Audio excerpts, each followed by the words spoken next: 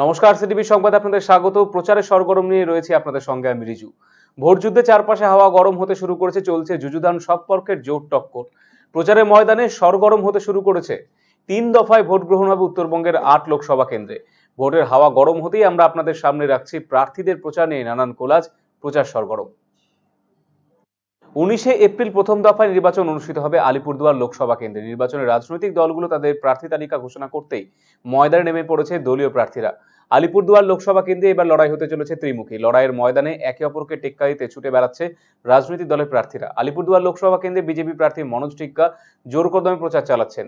প্রচার সরগরমে দেখে নেব আলিপুরদুয়ার লোকসভা কেন্দ্রে বিজেপি প্রার্থী মনোজ টিক্কার প্রচারে কিছু টুকরো ছবি।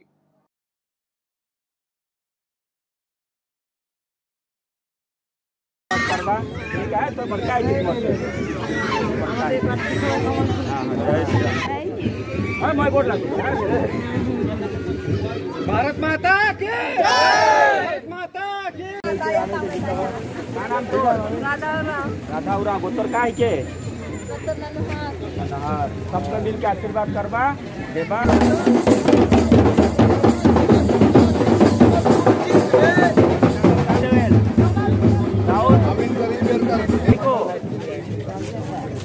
सा बिहारी दादा बिहारी हाँ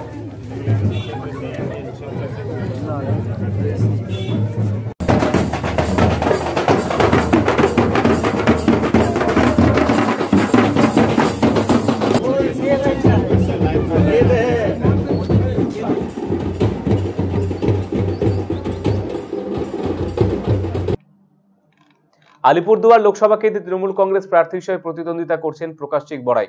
দিনরাত এক করে ভোটারদের মন জয় করতে ভোট প্রচার করে চলেছেন তৃণমূল কংগ্রেস প্রার্থী প্রকাশচিক বড়াই। এবারে দেখে নেব আলিপুরদুয়ারের লোকসভা কেন্দ্রে তৃণমূল কংগ্রেস প্রার্থী প্রকাশচিক বড়াইকের ভোট প্রচারে কিছু ছবি।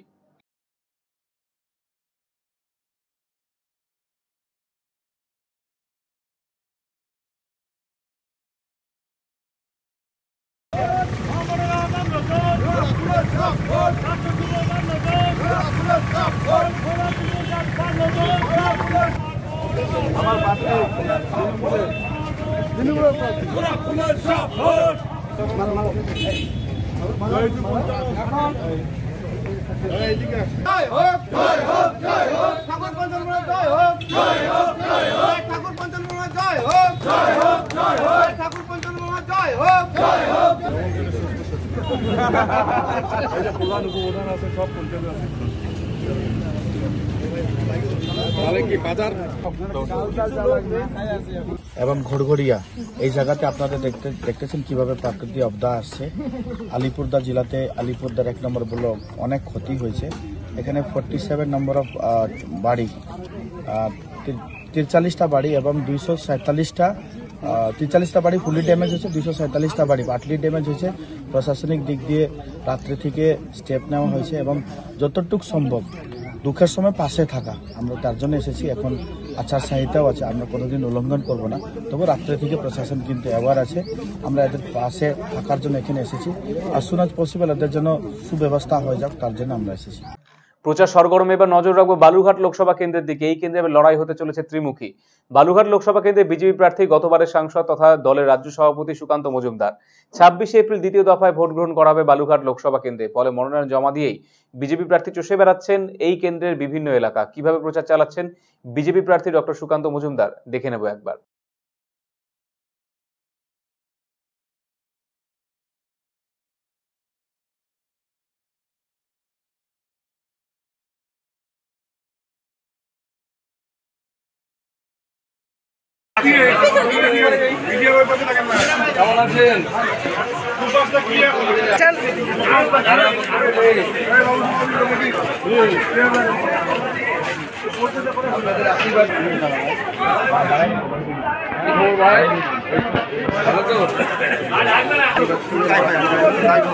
নমস্কার, কেমন আছেন?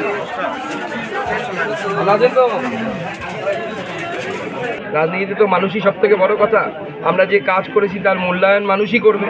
মানুষের কাছে আমরা বারবার যাচ্ছি, মানুষকে দুহাত জোর করে বলছি যে মোদিজির উপর ভরসা রাখুন। দেশ যেভাবে এগিয়ে যাচ্ছে, আগামী 5 বছর ফ্রিতে রেশন পাবে দেশ, আগামী দিনে 11 লক্ষ বাড়ি, মানুষের মাথায় ছাদ আসবে, নরেন্দ্র মোদী দেবে। প্রতি ঘরে জল পৌঁছবে, নরেন্দ্র মোদী পৌঁছানোর ব্যবস্থা করবে। চাঁদে পৌঁছে যাচ্ছি আমরা, টিকা পেয়েছি ফ্রিতে, গর্ভাবস্থায় মাদেরকে 6,000 টাকা করে মোদিজি দিচ্ছেন। সর্বশিক্ষা মিশনের মাধ্যমে স্কুল ব্যাগ থেকে শুরু করে স্কুল ড্রেস থেকে শুরু করে দিদি সবুজ সাথী, তার টাকাও নরেন্দ্র মোদীর পাঠানো টাকা। বালুঘাট লোকসভা কেন্দ্রে তৃণমূল কংগ্রেস প্রার্থী হিসেবে ভোট যুদ্ধে নেমেছেন বিধায়ক তথা রাজ্যের মন্ত্রী বিপ্লব মিত্র। প্রচারের ময়দানে রীতিমতো ঝড় তুলেছেন তিনি। তৃণমূল কংগ্রেস প্রার্থী বিপ্লব মিত্রের ভোট প্রচারে কিছু টুকরো ছবি রইল এবার আপনাদের জন্য প্রচারের সরগরমে।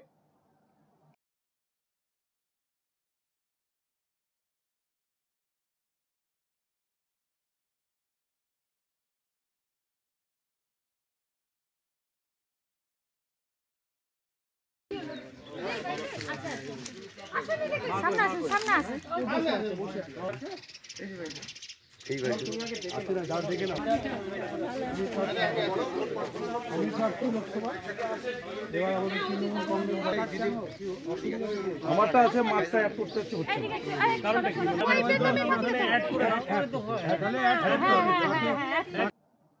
বালুঘাট লোকসভা কেন্দ্রে প্রার্থী দিয়েছে বাম শরিক আরএসপি। বাম কংগ্রেসের সমঝোতায় বালুঘাট লোকসভা কেন্দ্রে আরএসপি প্রার্থী করেছে জয়দেব সিদ্ধান্তকে। লোকসভা কেন্দ্রের বিভিন্ন এলাকা ঘুরে বেড়াচ্ছেন তিনি, প্রচার করছেন তিনি।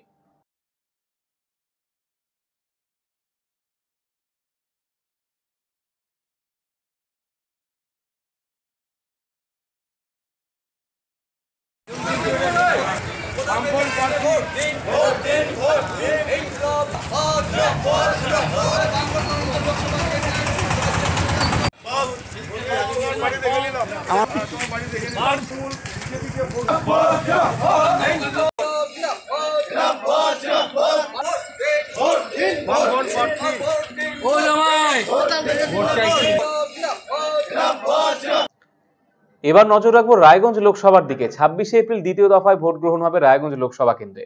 রায়গঞ্জ কেন্দ্রে বিজেপি এবার প্রার্থী করেছে বিশিষ্ট ব্যবসায়ী এবং কালিয়াগঞ্জ পৌরসভা কাউন্সিলর কার্তিক পালকে। দলীয়ভাবে প্রার্থী পদে কার্তিক পালের নাম ঘোষণা হতে জোর কদমে প্রচার শুরু করে দিয়েছে বিজেপি প্রার্থী কার্তিক পাল।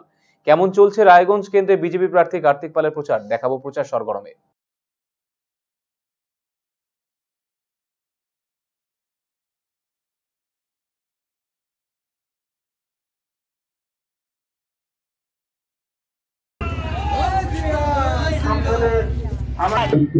আমাদের কালিগঞ্জ বিধানসভার বীরগই বড়ুয়াঞ্চল ঘুরছি, মানুষ স্বতঃস্ফূর্ত সাড়া দিচ্ছে এবং মানুষ দোয়া তুলে আশীর্বাদ করছে এবং মানুষ মোদিজির সাথে আছে। মানুষজন কি চাইছে? মানুষজন যেটা চাইছে, আমাদের যা পশ্চিমবাংলার ভয়াবহ পরিস্থিতি, নিরাপত্তার অভাব, আর নিরাপত্তার একটাই জায়গা, সেটা হচ্ছে মোদিজি। সেই ক্ষেত্রে কতটা মানুষকে আশ্বাস দিচ্ছেন বা কি? মানুষকে একটা কথাই বলছি, কেন্দ্রে মোদী সরকার আসার পর পশ্চিমবঙ্গ সরকারটা তাসের ঘরের মতো ভেঙে যাবে। পশ্চিমবাংলায় বিজেপি সরকার হবে, কেন্দ্রে বিজেপি সরকার, রাজ্য বিজেপি সরকার, ডবল ইঞ্জিন সরকার। মানুষ যে একটা মানে ভয়ের মধ্যে আছে, যে ভীতি চারিদিকে পরিদর্শন হচ্ছে, বা মা বোনদের নিরাপত্তা নেই, এরকম সন্দেশখালী পশ্চিমবঙ্গের একটা ঘটনা নাই। প্রতিটা ডিস্ট্রিক্টে আমরা খুঁজলে হয়তো সন্দেশখালী পাবো, কিন্তু মা বোনেরা নিজেদের লজ্জা নিবারণের জন্য হয়তো মিডিয়ার সামনে আসছে না, মানুষকে বলছে না। আমরা চাই মানুষ যেন নিশ্চিত জীবনযাপন করতে পারে এবং মানুষ যেন কোনো সময় এইটুকু চিন্তা না করে যে আমরা নিরাপত্তার অভাবে রয়েছি। কালিয়াগঞ্জের ঐতিহ্যবাহী বয়রা কালী মন্দির হোক বা রায়গঞ্জ লোকসভা কেন্দ্রের বিভিন্ন এলাকা, প্রচারে ফাঁক রাখতে চাইছেন না রায়গঞ্জ লোকসভা কেন্দ্রে তৃণমূল কংগ্রেস প্রার্থী কৃষ্ণ কল্যাণী। ইতিমধ্যেই কৃষ্ণ কল্যাণীর সমর্থনে ভোট প্রচার সভা করছেন রাজ্যের মুখ্যমন্ত্রী মমতা বন্দ্যোপাধ্যায়। কৃষ্ণ কল্যাণী নিজেও বিভিন্ন মন্দিরে পুজো দেওয়ার পাশাপাশি যোগ দিচ্ছেন ইফতার পার্টিতে। কিভাবে প্রচারের ময়দানে চষে বেড়াচ্ছেন রায়গঞ্জ লোকসভা কেন্দ্রে তৃণমূল কংগ্রেস প্রার্থী কৃষ্ণ কল্যাণী, দেখাবো আপনাদের।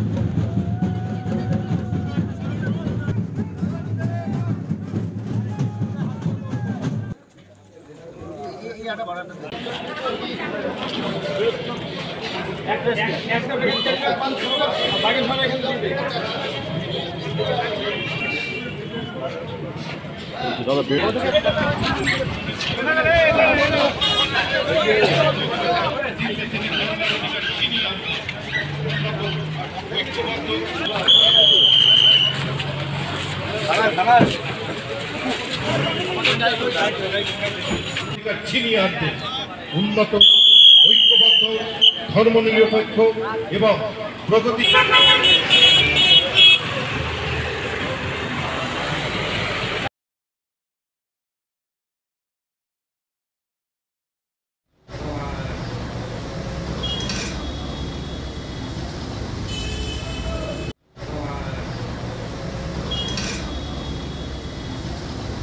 নাগরিকতা সুরক্ষিত থাকছে না। আজকে ভাবে নেন যারা 40 বছর 50 বছর ধরে এখানে রয়েছেন, ভাবে নেন বাংলার পবিত্র ভূমিতে রয়েছেন, তাদের ভোটার কার্ড আছে, তাদের আধার কার্ড আছে, তাদের রেশন কার্ড আছে, তারা ভোট দিয়ে কাউকে মুখ্যমন্ত্রী বানিয়েছেন, ভোট দিয়ে প্রধানমন্ত্রী বানিয়েছেন, তাদের রেশন কার্ড, তো সবই কিছু তো স্বাভাবিকভাবে চলছে। তো আমরা চাই যে যে স্বাভাবিক জীবনযাপন মানুষেরা করছেন সেই স্বাভাবিক জীবনযাপনটাই করুক। হ্যাঁ, এই ধরনের আইন লাগু করে একটা অরাজকতার সৃষ্টি হচ্ছে, লোকে বিভ্রান্ত হচ্ছে মানুষদের মধ্যে। হ্যাঁ, মানে একটা যেমন কোথায় কখন বিপদ চলে আসবে এই ধরনের একটা মনোভাব হয়ে যাচ্ছে। হ্যাঁ, তো আমরা চাই যে স্বাভাবিক পরিস্থিতিতে স্বাভাবিকভাবে মানুষরা জীবনযাপন করুক। সেই জন্য আমাদের মাননীয় মুখ্যমন্ত্রী কালকে হেমতাবাদ সবার মধ্যেও বলে দিয়েছেন যে উনি থাকাকালীন কোনোদিন এনআরসি আর সিএ লাগু হবে না। তো আজকে এনআরসি আর সিএ যাতে পশ্চিমবঙ্গে না লাগু হয় সেই জন্য আমি আপার জনগণকে বলছি যে আপনারা আসুন, তৃণমূল কংগ্রেসের 7 দিন আর আগামী 26শে এপ্রিল এই তৃণমূল কংগ্রেসে আমাকে কৃষ্ণ কল্যাণীকে ভোট দিয়ে আপনারা জয়যুক্ত করুন। কেননা আমি জিতলে পরে একজন সৈনিক, সাচ্চা সৈনিক হিসেবে মমতা বন্দ্যোপাধ্যায়ের পাশে দাঁড়াবো আর মানে কালিয়াগঞ্জের আওয়াজ উঠাবো। আর এনআরসি আর সিএ কে এখানে যাতে লাগু না হয় তার জন্য প্রতিবাদী এই আওয়াজ উঠাবো, এমন জনগর্জন করব যাতে বিজেপি বিসর্জন হয়। কংগ্রেস এবার রায়গঞ্জ লোকসভা কেন্দ্রে প্রার্থী করেছে আলী ইমরান রমজান ওরফে ভিক্টরকে। আর প্রার্থী হয়ে প্রিয় আবেগে শান দিয়ে ভোট প্রচার শুরু করেছে বাম সমর্থিত কংগ্রেস প্রার্থী ভিক্টর।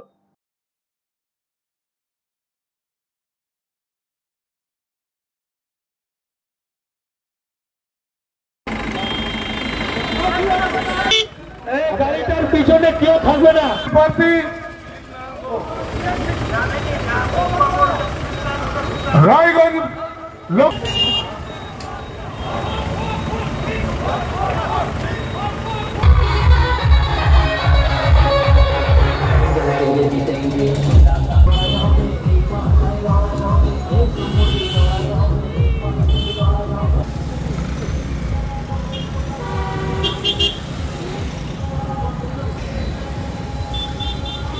जहाँ जिधर लेके जाएंगे उधर जाएंगे, मतलब इस्लामी रूट, आप लोग किधर जाएंगे उधर रूट का सभी वंदे मातरम, वंदे मातरम, वंदे मातरम।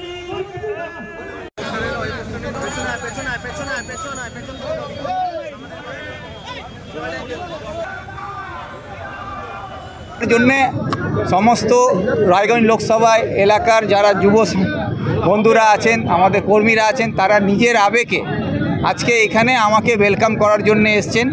তারা নিজের খরচে নিজের গাড়ি ঘোড়া সব ব্যবস্থা করে তারা প্রায় এখানে 400 গাড়ি নিয়ে এখানে উপস্থিত হয়েছে।